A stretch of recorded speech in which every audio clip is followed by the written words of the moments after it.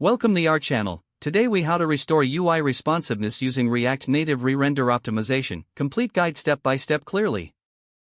To restore UI responsiveness in a React Native application, begin by identifying performance bottlenecks.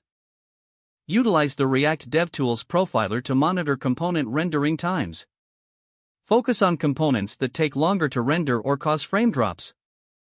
Review the render hierarchy to determine which components are re-rendering unnecessarily.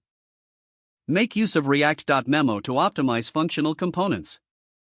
Wrap components with React.memo to prevent re-renders when props remain unchanged. For class components, implement the should_component_update lifecycle method. In this method, return false to skip re-renders based on prop or state changes.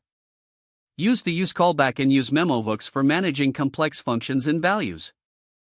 These hooks help to memoize functions in calculated values, reducing unnecessary renders. Next, manage your component's local state efficiently. Avoid storing large data objects in the component state that can trigger excessive re-renders.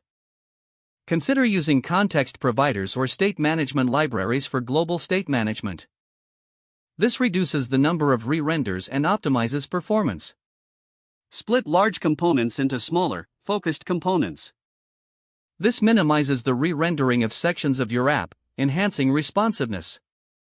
Use flat list or section list for rendering large lists of data. These components offer better performance by only rendering the items currently in view. Leverage the getItemLayout prop and flat list for fixed height items.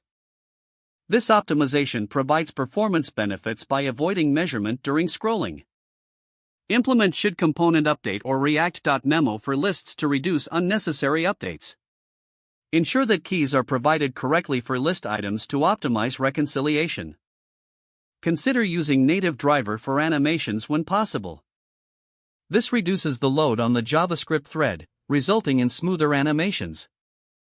Finally, regularly test your application on real devices.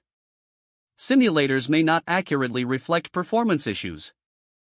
Collect user feedback to identify any remaining responsiveness issues. By following these steps, you can effectively restore and maintain UI responsiveness in your React Native applications. Don't forget to like this video and subscribe to our channel for more step-by-step tech guides.